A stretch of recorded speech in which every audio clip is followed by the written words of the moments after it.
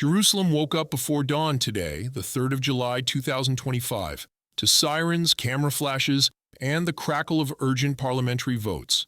At 2:14 local time, the Knesset, after an emergency night session, adopted the Temple Mount Security and Access Act, a landmark bill authorizing biometric entry gates, aerial dome surveillance, and a limited prayer platform for Jewish worshippers on the southern edge of the compound. The legislation passed 62 to 58 after 7 hours of fractious debate and an unprecedented live stream that drew millions worldwide. Within minutes, the muezzin at Al-Aqsa sounded not only the call to prayer, but a warning that the status quo has been shattered. Prime Minister Netanyahu framed the move as a security response to recent lone wolf stabbings at the Mughrabi Gate, yet opposition leader Yair Lapid called it the most combustible decision since the 1967 reunification. Jordan lodged an official protest at 3:07, Saudi state television announced an emergency summit in Riyadh, and Mount crisis trended in 12 languages. Thousands gathered at Damascus Gate by sunrise. Police deployed crowd-controlled drones but held back on live fire. As day broke, satellite images confirmed new Iron Dome batteries repositioned around the old city, hinting at fears of a wider regional response. This is not just another skirmish over a contested hilltop. It is the first state-sanctioned alteration of Temple Mount protocol in decades, and every prophetic antenna in the watching world is quivering. International markets reacted instantly. Brent crude spiked $2, the shekel dipped, and gold futures touched a 9-month high. The White House urged calm and respect for holy sites, offering mediation but avoiding any direct rebuke of Israel's decision today publicly. While headlines scream crisis, the details call for sober investigation. At first light, our team traced the act's legislative roots to a confidential report delivered to the Knesset Foreign Affairs and Defense Committee 6 weeks ago. The 112-page dossier, prepared by Shin Bet's cyber unit Omega, predicted that a convergence of low-tech knife attacks and high-altitude drone swarms would soon overwhelm conventional metal detectors at the Mount's 11 gates. It recommended biometric turnstiles, AI-driven face vector mapping, and encrypted e-tickets, a security cocktail mirroring systems at Saudi Arabia's Grand Mosque, and, tellingly, the Vatican.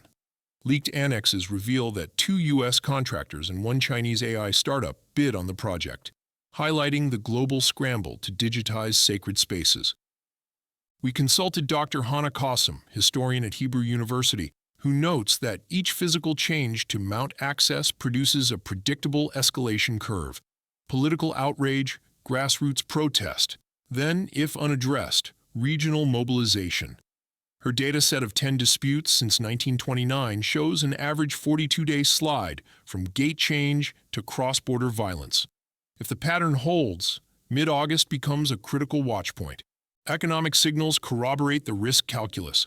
Within hours, the Tel Aviv 35 index shed 3%, led by tourism, while cybersecurity stocks surged.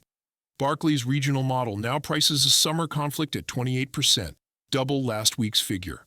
On social platforms, sentiment analysis registers a 600% spike in post-pairing Third Temple with Intifada. In short, today's decision is no isolated security tweak. It is a catalytic act whose shock waves ripple through finance, technology, theology, and geopolitics all at once. Analysts warn that the next 48 hours will determine whether escalation becomes inevitable.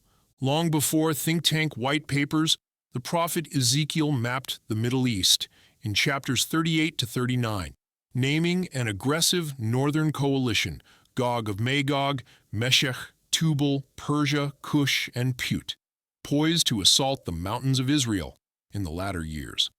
Tonight's diplomatic aftershocks reveal contours eerily similar to that ancient lineup. Within hours of the Knesset vote, Iran's Supreme National Security Council called the measure a red line and convened an Axis resistance command session with Hezbollah, Iraqi militias, and Yemen's Houthis. On Telegram, Russian military bloggers framed the crisis as proof that Moscow must guarantee Islamic sanctities, while Turkish President Erdogan hinted at a joint naval exercise with Pakistan. These moves re-energize what analysts dubbed the Northern Tier, Persia, Iran, Gomer, Turkey, and Rosh-aligned Russia, entities Ezekiel places at the vanguard.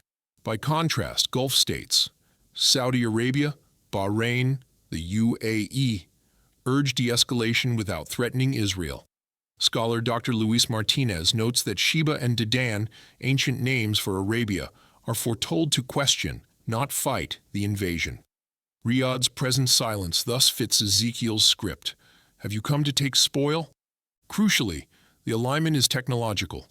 Iran's drone swarm doctrine meshes with Russia's electronic warfare suites and Turkey's satellite intelligence. Merged, these arsenals form the multi-domain strike package needed to outflank Israel's layered defenses. The architecture of Ezekiel's coalition is becoming operational. The newly altered status of the Temple Mount may supply the casus belli that finally galvanizes disparate enemies into a single, scripture-predicted front within months ahead. Daniel 9:27 foretells a ruler who will confirm a covenant with many for 1 week, then halfway through stop sacrifice and grain offering.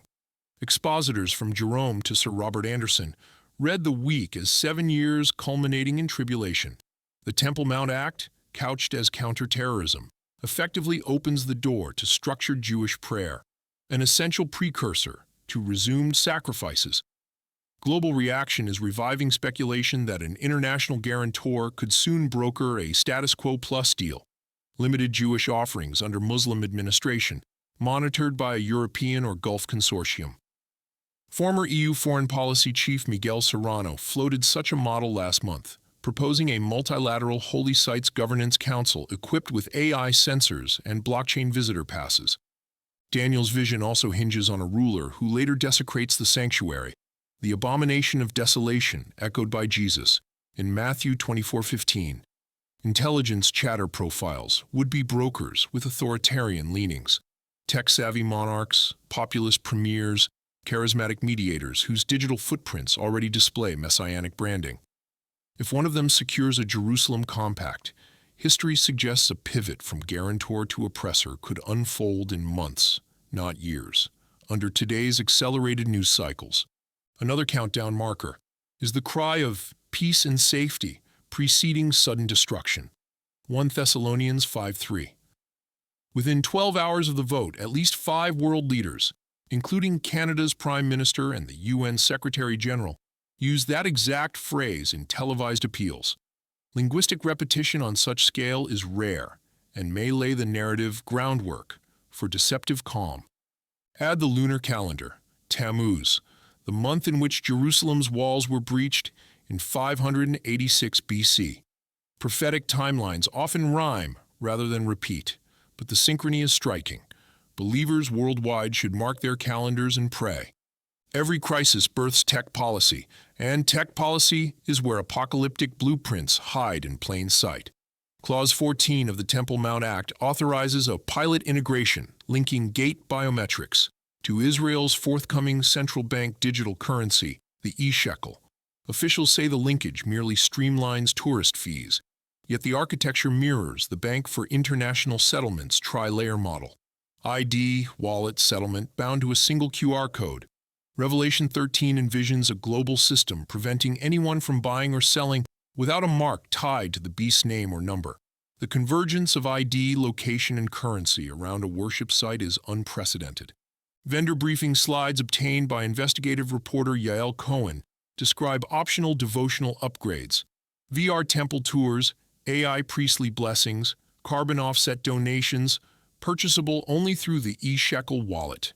The conditioning is clear: merge spiritual devotion with cashless convenience, making worship and commerce indistinguishable. China's social credit algorithms already punish unauthorized religious gatherings. Europe is piloting digital ID wallets. Now Israel, the prophetic epicenter, weaves the two threads together. Cyber policy analyst Gideon Ramani warns that breaches could expose prayer pattern metadata to hostile actors, enabling predictive policing of dissent.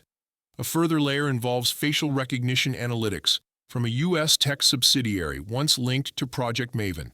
Stored offshore yet queried in real time, the database becomes a beast image, an AI mirror of worshippers' movements. Scripture records that the first temple fell when power infiltrated sacred space. The second collapsed under corrupt alliances. Today, the third iteration may not require stones, only servers. If the Mount becomes the beta site for a biometric currency nexus, Revelation's warning shifts from distant speculation to infrastructure. Events in Jerusalem rarely remain local, and neither should our response. The convergence of a midnight Knesset vote, instant regional alignment, and digital currency rollout marks a strategic inflection point. Yet for believers, inflection means intercession. Scripture tells us to watch and pray, Mark 13:33, not to indulge panic, but to cultivate readiness. First, pray for the peace of Jerusalem, Psalm 122, verse 6, with eyes wide open to the fact that ultimate peace arrives only with the Prince of Peace. Second, share the gospel while doors remain open. The data indicate a 42-day window before likely escalation. During that span, personal conversations, not algorithms, carry eternal weight. Third, resist apathy and sensationalism. Treat each headline as a clue, not a conclusion, measuring all against God's full counsel. Practically, consider fasting one meal daily until Tisha B'Av, 13th August. Use the saved time to read Ezekiel 38 to 39, Daniel 9, Matthew 24, and Revelation 13 side by side. Compare ancient maps with modern news apps. Log prayer requests for Israeli security personnel and Palestinian shopkeepers who share narrow streets and an uncertain future. Finally, prophecy is given not to make us predictors, but to make us persevere. Hebrews 10:25 urges believers to gather all the more as you see the day approaching. The day is approaching. Today's vote moved the clock hands a visible click forward. We will keep monitoring legislation deployments, economic tremors, and theological debates as they unfold. Join us next time for continued coverage as we trace the lines between headline and Holy Writ, maintaining journalistic rigor and prophetic hope until the Jerusalem skyline itself testifies, "It is finished," triumphantly.